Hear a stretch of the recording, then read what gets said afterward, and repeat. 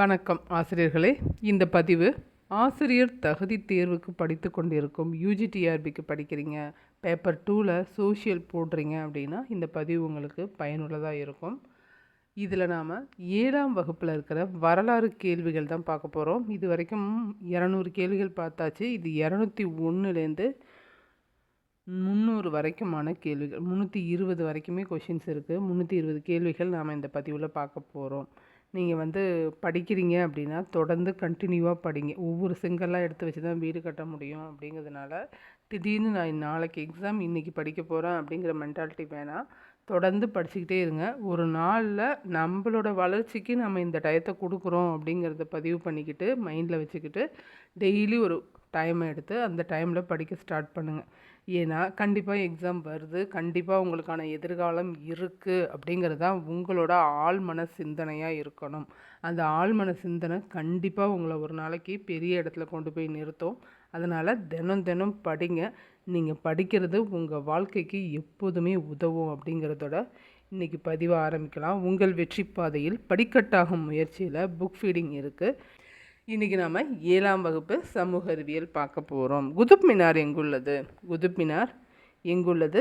குதுப் மினார் டெல்லியில் உள்ளது. ஏற்கனவே நீங்கள் படிச்சிருக்கீங்க, கொஞ்ச நாள் ஆயிடுச்சு அப்படின்னா இதை நீங்கள் ரிவிஷனுக்கு வச்சுக்கோங்க. இப்போ தான் படிச்சிருக்கீங்க, திரும்ப நான் என்னையே நான் டெஸ்ட் பண்ணி பார்க்கணும் அப்படிங்கிறதுக்கும் இந்த பதிவு பயனுள்ளதாக இருக்கும். நீங்கள் ஒரு இந்தந்த லெசனை ரிவைஸ் பண்ணணும் அப்படிங்கும்போதும் நீங்கள் இந்த வீடியோவை சேவ் பண்ணி வச்சுக்கிட்டு கரெக்டாக ரிவைஸ் பண்ணுங்கள். டேப்லெட் காலம் மாதிரி போட்டு ரிவைஸ் பண்ணிங்க அப்படின்னா நல்லாவே மனசில் பதியும். அடுத்து 2வது கேள்வி, ராஜசிம்மன் என்று அறியப்பட்ட பல்லவ மன்னன் யார்? ராஜசிம்மன் என அறியப்பட்ட பல்லவ மன்னன் 2ஆம் ராஜசிம்மன். ராஜசிம்மன் என அறியப்பட்டவர் 2ஆம் ராஜசிம்மன். சித்தூரின் அரசர் ராணா டேஷ் வெற்றி கொண்டதன் நினைவாக ஜெயசம்பா என்னும் வெற்றி தூண் நிறுவப்பட்டது. மாலவம் வெற்றி கொண்டதன் நினைவாக. சித்தூரின் அரசர் ராணா டேஷ் வெற்றி கொண்டதன் நினைவாக ஜெயசம்பா என்னும் வெற்றி தூண் நிறுவப்பட்டது. மாலவம் வெற்றி கொண்டதன் நினைவாக.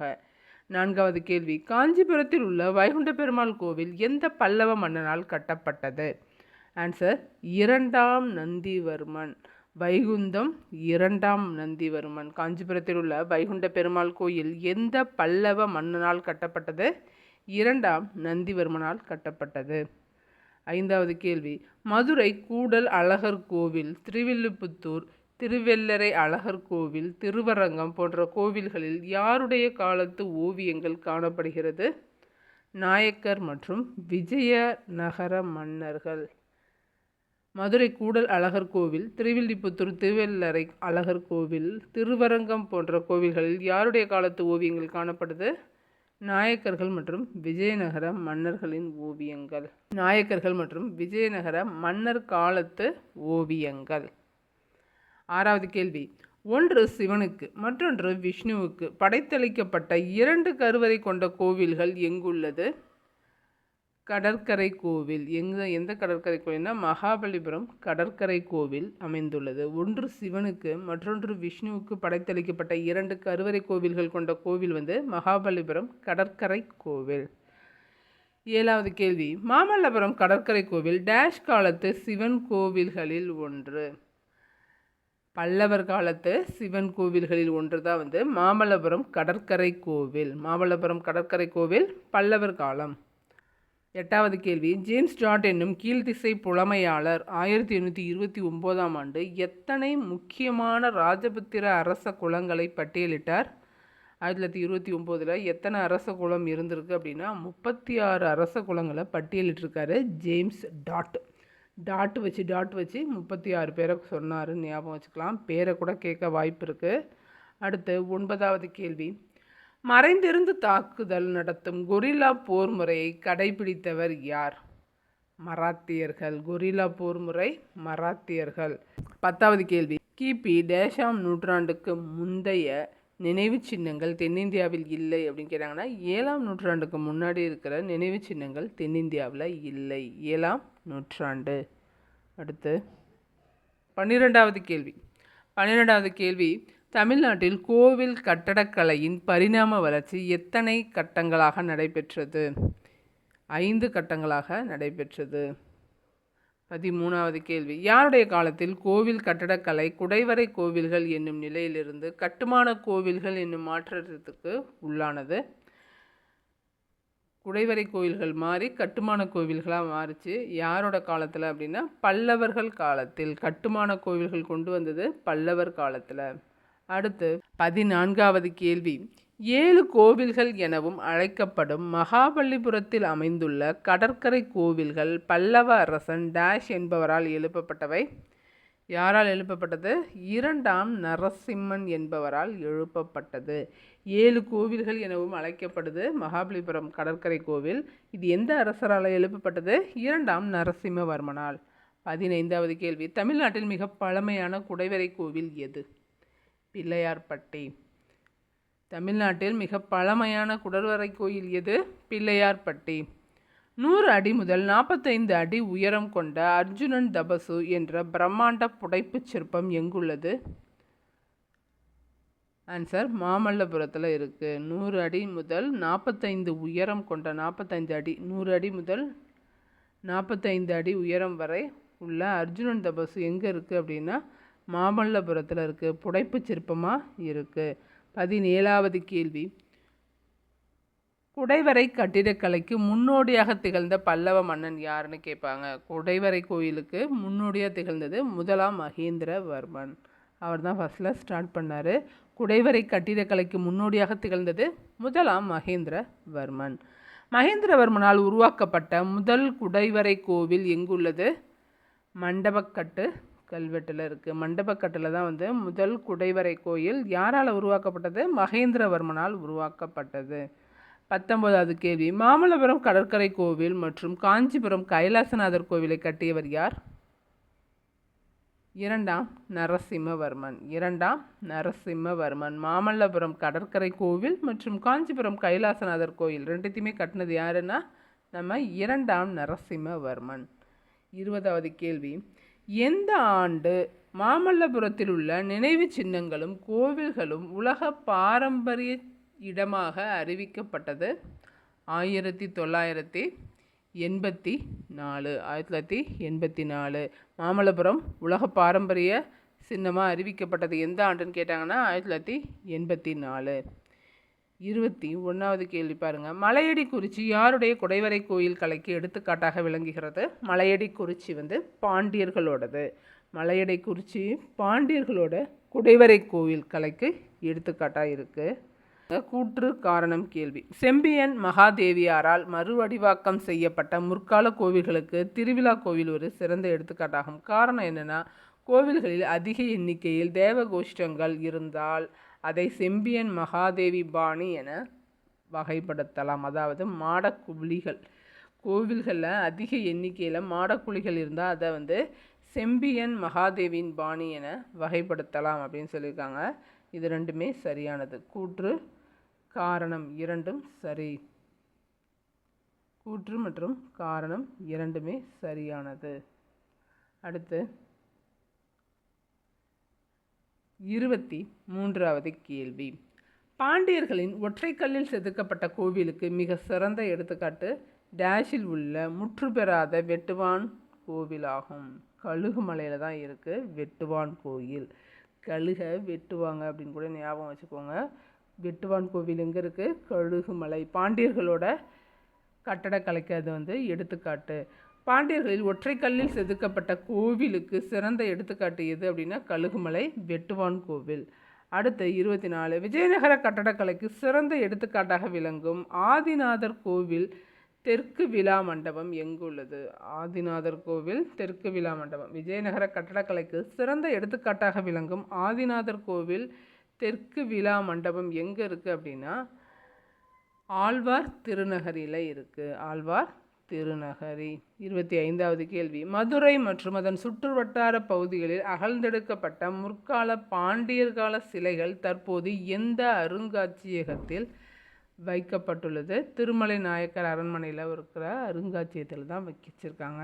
இது மதுரை மற்றும் அதன் சுற்று வட்டார பகுதிகளில் எடுக்கப்பட்ட பாண்டியர் கால சிலைகள் எங்கே இருக்குது? திருமலை நாயக்கர் அரண்மனை அருங்காட்சியகத்தில் இருக்குது. 26வது கேள்வி, தஞ்சை பெரிய கோயில் நந்தியின் நீளம் மற்றும் அகலம் முறையே எத்தனை அடிகள்? நீளம் எவ்வளோ, அகலம் எவ்வளோன்னு கேட்டிருக்காங்க. 16 மற்றும் 13. நீளம் 16, அகலம் 13 அடிக்கு இருக்குது தஞ்சை பெரிய கோவிலோட நந்தி. தட்சிணமேரு என்று அழைக்கப்படும் தஞ்சை பெரிய கோவில் பிரகதீஸ்வரர் ஆலயம் முதலாம் ராஜராஜ சோழனால் எந்த ஆண்டு கட்டப்பட்டது? ஆன்சர் 1010. 2010 1000வது விழா கொண்டாடினாங்க, அதையும் கேட்பாங்க. தட்சிணமேருன்னு அழைக்கப்படுறது தஞ்சை பெரிய கோயில் எப்போ கட்டப்பட்டது? 1010. யாரால? முதலாம் ராஜராஜ சோழனால். 28வது கேள்வி, முற்கால பாண்டியர்களில் உன்னதமான திருமலைபுரம் ஓவியங்கள் அமைந்த மாவட்டம் எது? ஆன்சர் தென்காசி. முற்கால பாண்டியர்களின் உன்னதமான திருமலைபுரம் ஓவியம் எங்கே இருக்குது? தென்காசியில் இருக்குது. அடுத்த 29வது கேள்வி, முற்கால பாண்டியர்களின் உன்னதமான சித்தன்னவாசல் குகை ஓவியம் அமைந்திருக்கிறது புதுக்கோட்டை மாவட்டம். சித்தன்னவாசல் புதுக்கோட்டை மாவட்டம். திருமலைபுரம் ஓவியங்கள் தென்காசி. சித்தன்னவாசல் புதுக்கோட்டை, திருமலைபுரம் தென்காசி. 30வது கேள்வி பாருங்க, முற்கால சோழர்களின் கோவில் கட்டடக்கலைக்கு தமிழ்நாட்டில் திண்டிவனம் அருகே உள்ள டேஷ் கோவிலை எடுத்துக்காட்டாக கூறலாம். தாதாபுரம் கோவிலை எடுத்துக்காட்டாக கூறலாம். முற்கால சோழர்களோட கோவில் கட்டடக்கலைக்கு தாதாபுரம் தான் எடுத்துக்காட்டாக இருக்குது. அடுத்த 31வது கேள்வி, தமிழ் திராவிட கோவில் கட்டடக்கலை மரபுக்கு சிறந்த எடுத்துக்காட்டுகளாக திகழும் ஒற்றைக்கல்லில் செதுக்கப்பட்ட பஞ்சபாண்டவர் ரதம் எங்கே இருக்குன்னு கேட்டிருக்காங்க. மகாபலிபுரத்தில் இருக்குது. எங்கே இருக்குது? மகாபலிபுரம். இது எதுக்கு எடுத்துக்காட்டாக இருக்குது? தமிழ் திராவிட கோவில் கட்டடக்கலைக்கும் மரபுக்கு சிறந்த எடுத்துக்காட்டு எதுன்னு கேட்பாங்க. பஞ்சபாண்டவருங்கிறத எடுத்துட்டாலும் உங்களுக்கு ஆன்சர் சொல்ல தெரியணும். தமிழ் திராவிட கோவில் கட்டடக்கலை மரபுக்கு சிறந்த எடுத்துக்காட்டுகளாக ஒற்றைக்கல்லில் செதுக்கப்பட்ட பஞ்சபாண்டவர் ரதம் மகாபலிபுரத்தில் இருக்குது. அடுத்து, ரங்கநாதர் கோவில் எங்கு அமைந்துள்ளது? ரங்கநாதர் கோவில் திருச்சியில் அமைந்திருக்கு. ரங்கநாதர் கோவில் திருச்சியில் அமைந்துள்ளது. 33வது கேள்வி, பல்லவர்களைப் போல அல்லாமல் தங்கள் குடைவரை கோவில்களின் கருவறையில் கடவுளர்களின் சிலைகளை நிறுவியவர் யார்? பல்லவர்கள் மாதிரி இல்லாமல் கோவில் கருவறையில் சிலைகளை நிறுவனாங்க. பல்லவர்கள் அதெல்லாம் செய்யலை. செஞ்சது யார்? முற்கால பாண்டியர்கள். முற்கால பாண்டியர்கள் தான் குடைவரை கோவில்களில் கருவறை கடவுளர்களை கொண்டு வந்தது முற்கால பாண்டியர்கள். 34வது கேள்வி, செம்பியன் மாதேவி பாணியை பின்பற்றி கோவில் கட்டடக்கலை அமைத்தவர்கள் யார்? ஆன்சர் சோழர்கள். சோழர்கள் தான் செம்பியன் மாதேவியோட பாணியை பின்பற்றுறாங்க. 35வது கேள்வி, தஞ்சை பெரிய கோவில் விமானத்தின் உயரம் எவ்வளவு? தஞ்சை பெரிய கோவில் விமானத்தின் உயரம் 216 அடிகள். 216 அடிகள். வேலூர் ஜலகண்டேஸ்வரர் கோவில், தாடிக்கொம்பு கோவில், கிருஷ்ணாபுரம் கோவில் மற்றும் தஞ்சை பெரிய கோவிலுக்குள் உள்ள சுப்பிரமணிய சுவாமி கோவில் ஆகியவை யாருடைய கால கட்டடக்கலையை சேர்ந்தது? வேலூரில் இருக்கிற ஜலகண்டேஸ்வரர் கோவில், தாடிக்கொம்பன் கோவில், கிருஷ்ணாபுரம் கோவில், அதே மாதிரி தஞ்சை பெரிய கோவிலுக்கு உள்ளே இருக்கிற சுப்பிரமணிய சுவாமி கோவில், இதெல்லாம் எந்த காலகட்டத்தை சார்ந்தது அப்படின்னு கேட்குறாங்க. இது ஆன்சர் நாயக்கர்கள் மற்றும் விஜயநகர மன்னர்களோட காலத்தை சார்ந்தது. நாயக்கர்கள் மற்றும் விஜயநகர மன்னர்களோட காலத்தை சார்ந்தது. ஏற்கனவே ஒருத்தவங்க கோவில் கட்டியிருப்பாங்க, அதில் கோபுரமோ இல்லை சின்னதாக ஒரு கோவிலோ அந்த மாதிரிலாம் பண்ணியிருக்கிறது யார் அப்படின்னா விஜயநகர மன்னர்கள். இவங்க தான் பெருசு பெருசாக கோபுரம் எழுப்புறதை கொண்டு வந்தது. 37வது கேள்வி பாருங்கள், 55 மீட்டர் உயரம் கொண்ட கங்கை கொண்ட சோழபுரம் பிரகதீஸ்வரர் ஆலயத்தை கட்டியவர் யார்? முதலாம் ராஜேந்திர சோழன். முதலாம் ராஜேந்திர சோழன். கங்கை கொண்ட சோழபுரம் முதலாம் ராஜேந்திர சோழன். 38வது கேள்வி பாருங்கள், கும்பகோணத்திற்கு அருகே உள்ள தாராசுரத்தில் ஐராவதீஸ்வரர் கோயிலை கட்டியவர் யார்? ஐராவதீஸ்வரர் கோயிலை கட்டினது இரண்டாம் ராஜராஜ சோழன். இரண்டாம் ராஜராஜ சோழன் தான் ஐராவதீஸ்வரம் கோயில் தாராபுரத்தில் இருக்கிறத கட்டினது. அது கும்பகோணத்துக்கிட்ட இருக்குது. எந்த கோவிலின் ஒட்டுமொத்த வடிவமும் தேர் போல காட்சி அளிக்கிறது? 39க்கு ஐராவதீஸ்வரர் கோவிலோட மொத்த காட்சியும் வந்து தேர் மாதிரி தான் இருக்கும். ஐராவதீஸ்வரம் போய் பார்த்தீங்கன்னா தெரியும். தாராபுரம் ஐராவதீஸ்வரர் கோவில் தான் வந்து தேர் போல காட்சி அளிக்கிறது. யாருடைய காலத்தில் கோவில்களில் மண்டபங்கள் கட்டப்பட்டு ஒவ்வொரு ஆண்டும் கடவுளின் திருவுருவச் சிலைகை மண்டபத்தில் காட்சிப்படுத்தப்பட்டது? யாரோட காலத்தில் அப்படின்னா நம்ம நாயக்கர்கள் மற்றும் விஜயநகர மன்னர்கள் காலத்தில் தான். அவங்க வந்த பிறகு இதெல்லாம் செஞ்சுருக்காங்க. கோபுரங்கள் அமைக்கிறது, இந்த மாதிரி மண்டபங்கள் கட்டி அதில் திருவுருவ சிலைகளை எடுத்துகிட்டு வந்து காட்சிப்படுத்துறது, இதெல்லாம் பண்ணது நாயக்கர்கள் மற்றும் விஜயநகர மன்னர்கள். அடுத்து 41வது கேள்வி. காரைக்குடிக்கு அருகில் உள்ள பிள்ளையார்பட்டி கோவில் எந்த நூற்றாண்டை சேர்ந்தது? ஆன்சர் 13ஆம் நூற்றாண்டு. காரைக்குடிக்கு அருகில் இருக்குது பிள்ளையார்பட்டி கோவில். இதுதான் வந்து மிக பழமையான குடைவரை கோயில். இது எந்த நூற்றாண்டை சேர்ந்தது? 13ஆம் நூற்றாண்டை சேர்ந்தது. 42வது கேள்வி. காஞ்சிபுரம் வரதராஜ பெருமாள் கோவில் உள்ள கல்யாண மண்டபம் மற்றும் வேலூர் ஜலகண்டேஸ்வரர் கோவில் உள்ள கல்யாண மண்டபம் ஆகியவை யாருடைய கட்டடக்கலைக்கு எடுத்துக்காட்டு? மண்டபம் கட்டினது யார்? மண்டபங்கள் கட்டி அதில் கோவிலில் சிலைகளை அதில் காட்சிப்படுத்தினது யார்? நாயக்கர்கள் தான். அவங்க தான் வந்து இந்த மண்டபத்தையும் கட்டியிருப்பாங்க. ஆன்சர் விஜயநகர மன்னர்கள், நாயக்கர்கள். 43வது கேள்வி. விஜயநகர கட்டடக்கலைக்கு சிறந்த எடுத்துக்காட்டான திருக்குறுங்குடி ஆகிய நம்பி கோவில், திருக்குறுங்குடி அழகிய நம்பி கோவில் எந்த மாவட்டத்தில் உள்ளது? 43வது கேள்வி பாருங்கள். விஜயநகர கட்டடக்கலைக்கு சிறந்த எடுத்துக்காட்டு எது அப்படின்னா திருக்குறுங்குடி அழகிய நம்பி கோவில். இது எந்த மாவட்டத்தில் இருக்குதுன்னு கேட்குறாங்க. திருநெல்வேலி மாவட்டத்தில் இருக்குது. திருக்குறுங்குடி அழகிய நம்பி கோவில் திருநெல்வேலி மாவட்டத்தில் இருக்குது. இது விஜயநகர கட்டடக்கலைக்கு சிறந்த எடுத்துக்காட்டு. உலகிலேயே மிக நீண்ட கோவில் பிரகாரம் கொண்ட கோவில் எது? ஆன்சர் ராமேஸ்வரம் ராமநாத சுவாமி கோவில். ராமேஸ்வரம் ராமநாத சுவாமி கோவிலில் தான் வந்து மிக நீண்ட பிரகாரம் கொண்டது. மிக நீண்ட கோவில் பிரகாரம் வந்து ராமேஸ்வரம் ராமநாத கோவிலில் தான் இருக்குது. 45வது கேள்வி. மதுரை மீனாட்சியம்மன் கோவில், ஆயிரங்கால் மண்டபம், புது மண்டபம் மற்றும் நாங்குநேரி வானமாமலை கோவிலின் ரதி மண்டபம் ஆகியவை யாருடைய கட்டடக்கலைக்கு சிறந்த எடுத்துக்காட்டாக உள்ளது? ஆன்சர் நாயக்கர்கள் மற்றும் விஜயநகர மன்னர்கள் தான் வந்து இந்த மண்டபங்களையும் கட்டினது. ஆயிரங்கால் மண்டபம், புது மண்டபம், நாங்குநேரி வானமாமலை கோவிலின் ரதி மண்டபம் இதெல்லாம் கட்டினது நாயக்கர்கள் மற்றும் விஜயநகர மன்னர்கள். 46வது கேள்வி பாருங்கள். முற்கால சோழ கட்டடக்கலையின் சிறப்பு அம்சம் யாது? என்ன அப்படின்னா கோபுரங்கள் தான். முற்கால சோழர் கட்டடக்கலையின் சிறந்த அம்சம் என்ன அப்படின்னா கோபுரங்கள் கட்டுவது. அடுத்து டவர் இப்போ கட்டுறாங்கல்ல, அப்போல்லாம் கோபுரம் கட்டியிருக்காங்க.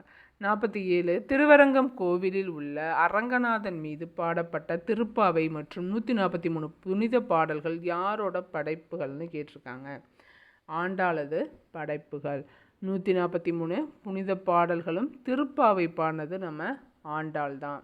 அடுத்து 48. பத்ரிநாத், புரி, துவாரகா, சிங்கேரி ஆகிய இடங்களில் மடங்களை நிறுவியவர் யார்?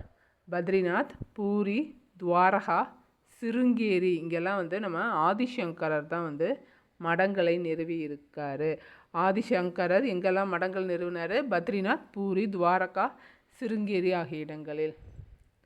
49வது கேள்வி. தமிழ் மொழியில் 12 ஆழ்வார்களால் எழுதப்பட்ட 4000 திவ்ய பிரபந்தத்திற்கு முக்கியத்துவம் கொடுத்து தென்கலை வைணவம் எந்த இடத்தை மையமாக கொண்டிருந்தது? ஆன்சர் திருவரங்கத்தை மையமாகத்தான் கொண்டிருந்தது. 12 ஆழ்வார்களால் எழுதப்பட்ட 4000 திவ்ய பிரபந்தத்திற்கு முக்கியத்துவம் கொடுத்தது யாது? தென்கலை தான். வைணவத்தில் இருக்கிற தென்கலை தான். இதோட முக்கிய மையமாக இருக்கிறது திருவரங்கம்.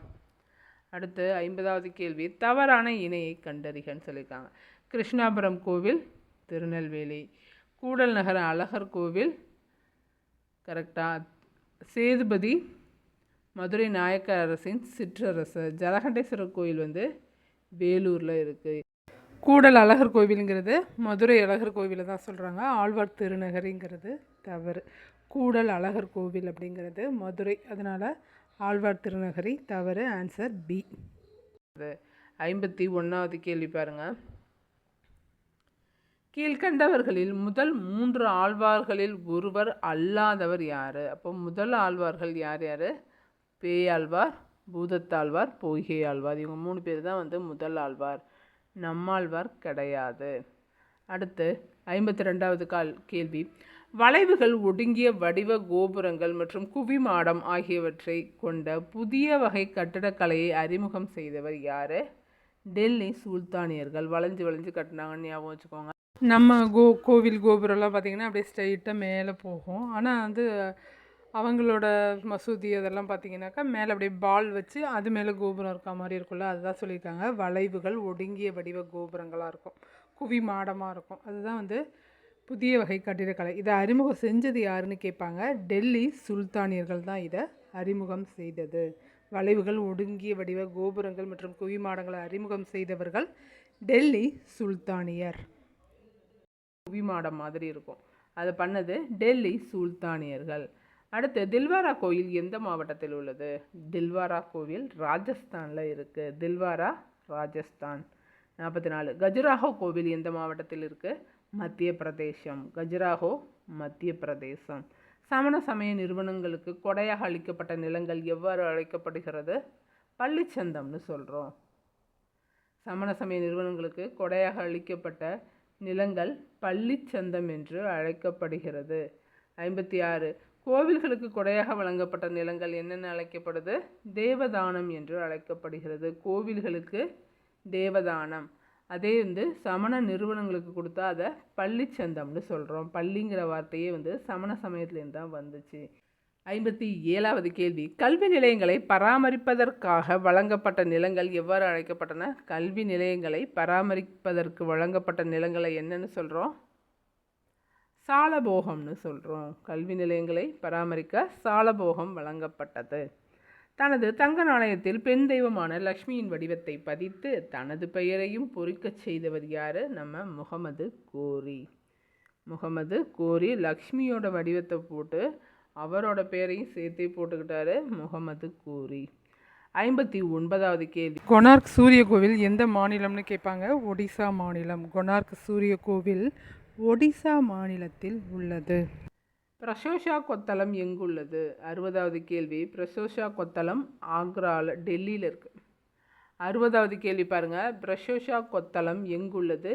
டெல்லியில் உள்ளது. பிரசோஷா கொத்தளம் டெல்லியில் உள்ளது. 61வது கேள்வி பாருங்கள். பூங்கா பிரியர் என்று அழைக்கப்படுபவர் யார்? பூங்கா பிரியர் என்று அழைக்கப்படுபவர் பிரசோஷா துக்ளக். பிரசோஷா துக்ளக் தான் பூங்கா பிரியர் என்று அறியப்படுகிறார். ஒரு ஜிடால் என்பது எத்தனை வெள்ளி குன்றிமணிகளை கொண்டது? 3.6. ஒரு ஜிடால் அப்படின்னா 3.6ன்னு அர்த்தம். ஒரு ஜிடால் எத்தனை வெள்ளி குன்றிமணி அப்படின்னா 3.6 வெள்ளி குன்றிமணி. மதுரா விஜயம் என்ற நூலை எழுதினது யார்? கங்காதேவி. மதுரா விஜயம் கங்காதேவி. தேவாரத்தை தொகுத்தவர் யார்?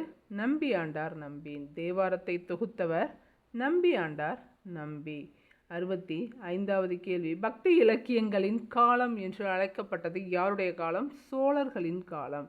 பக்தி இலக்கியம் என்று அறியப்பட்ட காலம் சோழர்களோட காலம். 66வது கேள்வி. 12 ஆழ்வார்களால் இயற்றப்பட்ட 4000 திவ்ய பிரபந்தத்தை தொகுத்தவர் யார்? ஆன்சர் நாதமுனி. 12 ஆழ்வார்களால் இயற்றப்பட்ட 4000 திவ்ய பிரபந்தத்தை தொகுத்தது நாதமுனி. டங்கா எனப்படும் வெள்ளி நாணயத்தை அறிமுகம் செய்தவர் யார்? டங்கா இல்டுமிஷ் தான் அறிமுகம் செய்தார். டங்கா அறிமுகம் செய்தது இல்டுமிஷ். 68வது கேள்வி. எத்தனை ஜிடால்கள் ஒரு டங்காவுக்கு சமம்? 48 ஜிடால்கள் தான் ஒரு டங்காவுக்கு சமம். 69வது கேள்வி பாருங்கள். 12ஆம் நூற்றாண்டைச் சேர்ந்த கீத கோவிந்தம் என்ற நூலின் ஆசிரியர் யார்? ஜெயதேவர். 12ஆம் நூற்றாண்டை சேர்ந்த கீத கோவிந்தம் என்ற நூலின் ஆசிரியர் ஜெயதேவர். 70வது கேள்வி. கபீர்தாஸ் எந்த நூற்றாண்டை சேர்ந்தவர்? கபீர்தாஸ் 15ஆம் நூற்றாண்டை சேர்ந்தவர். கபீர்தாஸ் எந்த நூற்றாண்டை சேர்ந்தவர்?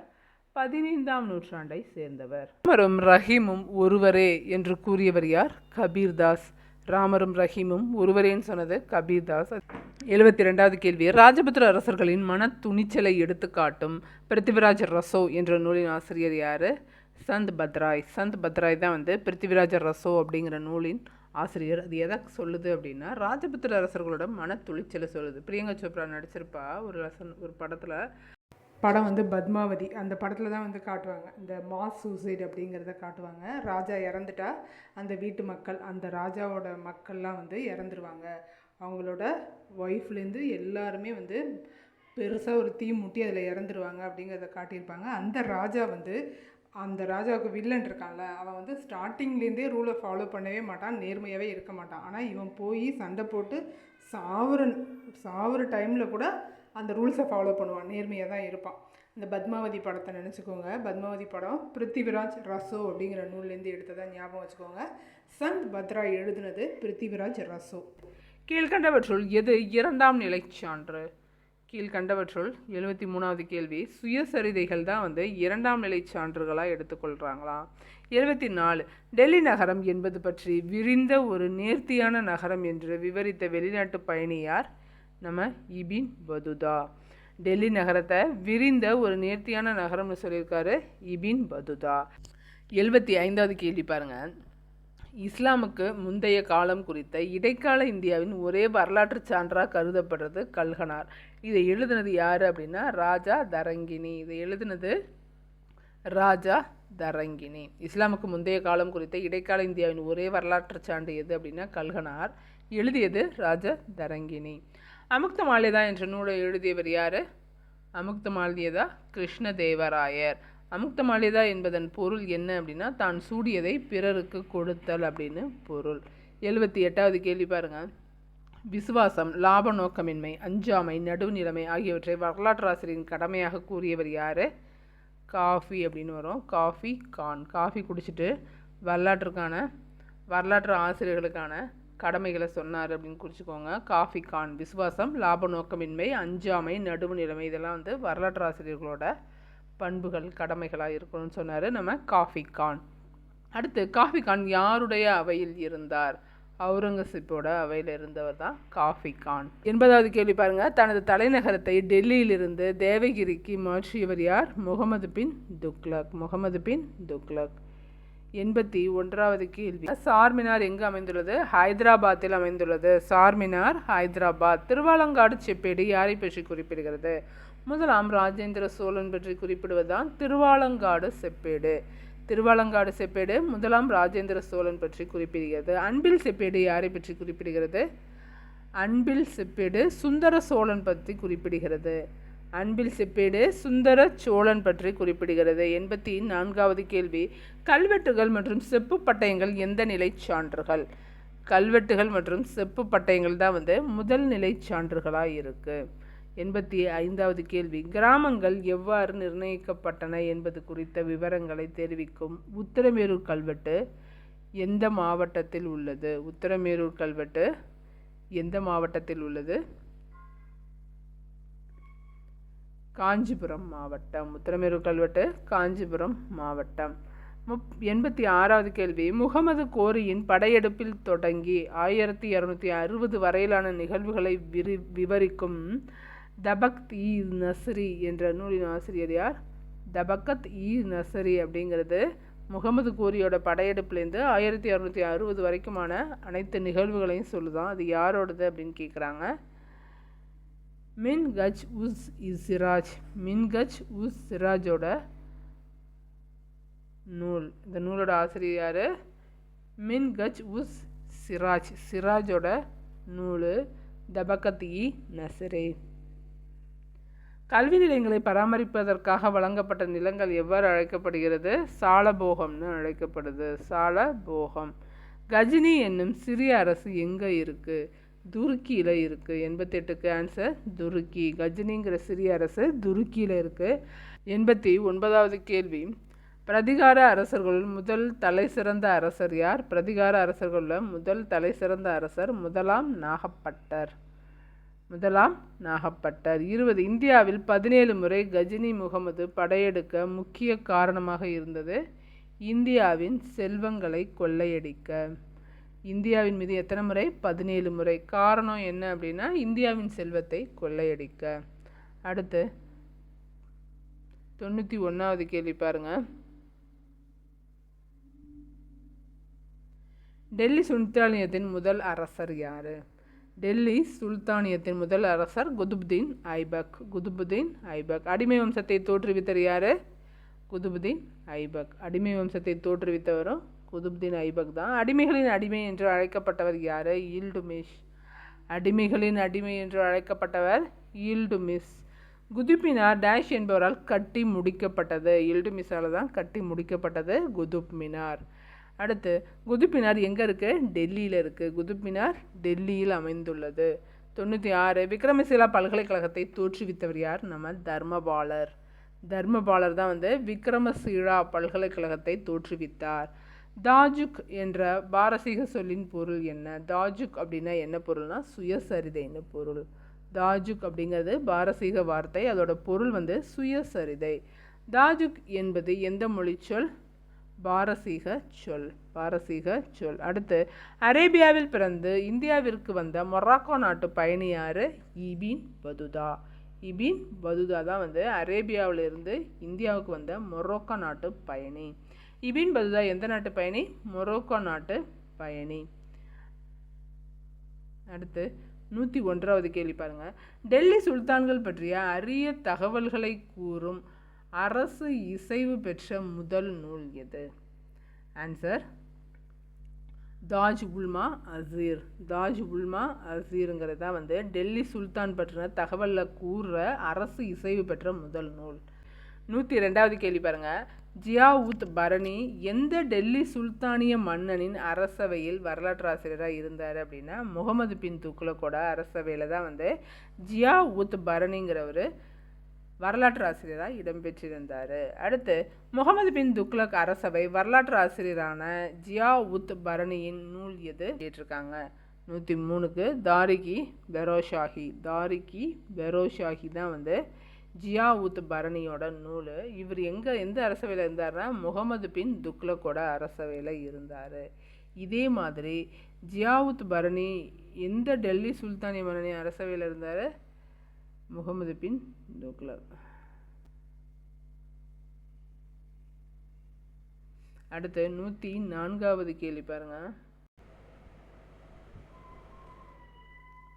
103வது கேள்வி. முகமது பின் துக்ளக் அரசவை வரலாற்று ஆசிரியனா ஜியா உத் பரணி எழுதின நூல் என்ன அப்படின்னா தாரிகி பெரோஷாஹி. தாரிகி பெரோஷாஹி. 104வது கேள்வி. இந்தியாவில் முகலாய ஆட்சியின் எழுச்சி குறித்து விவரிக்கும் பெரிஸ்டாவின் நூல் எது? ஆன்சர் தாரிகி பெரிஸ்டா.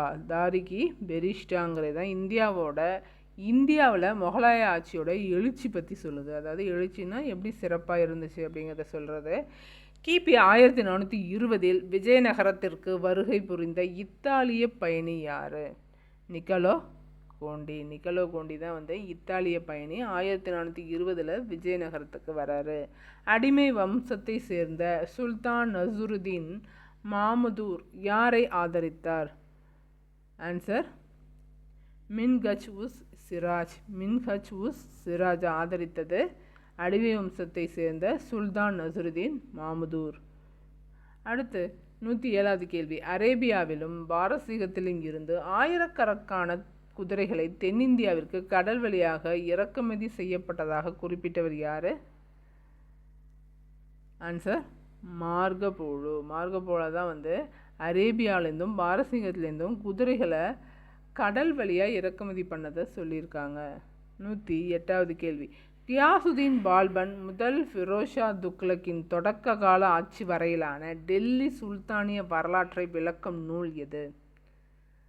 ஆன்சர் தாரிகி பெரோஷாஹி. தாரிகி பெரோஷாஹி தான் கியாசுதீன் பால்பன் முதல் ஃபிரோஷா துக்ளக்கின் தொடக்க கால ஆட்சி வரையிலான வரலாற்றை விளக்குது தாரிகி பெரோஷாஹி. தபகத் என்பது எந்த மொழி சொல்? அரபு சொல். தபகத் என்பது அரபு சொல். தபகத் என்ற அரபு மொழி சொல்லோட பொருள் என்ன அப்படின்னா தலைமுறைகள் அல்லது நூற்றாண்டுகள் அப்படின்னு பொருள். தபகத்னா தலைமுறை அல்லது நூற்றாண்டுகள் அப்படின்னு பொருள். 111வது கேள்வி பாருங்க. தாஜ் உல்மா அசீர். தாஜ் உல்மா அசீர் என்ற நூலின் ஆசிரியர் யார்? ஹசன் நிஜாமி. ஹசன் நிஜாமி தான் தாஜ் உல்மா அசீர் என்ற நூலின் ஆசிரியர். குதுபுதீன் ஐபக் பற்றிய பல செய்திகளை முன்வைத்து தாஜ் உல்மா அசீர் என்ற நூலை எழுதியவர் யார்? தாஜ் உல்மா அசீரோட நூலை எழுதுனது யாருன்னு கேட்டிருக்காங்க. அதில் என்ன சொல்லியிருக்கு? குதுபுதீன் ஐபக் பற்றின பல செய்திகளை சொல்லியிருக்கு. ஹஜான் நிஜாமி. ஹஜன் நிஜாமி தான் வந்து இந்த நூலை எழுதினார். தாஜ் உல்மா அசீருங்கிறத எழுதினது ஹஜன் நிஜாமி. அடுத்து, இந்தியாவில் உடன்கட்டை ஏறுதல் குறித்து குறிப்பிட்ட வெளிநாட்டு பயணி யார்? இந்தியாவில் சதிங்கிற உடன்கட்டை இருக்குது அப்படின்னு சொன்ன வெளிநாட்டு பயணி யார் அப்படின்னா நம்ம இபின் பதுதா. இபின் பதுதா வந்து உடன்கட்டை ஏறுதல் பற்றி அவரோட நூலில் குறிப்பிட்டிருக்காரு.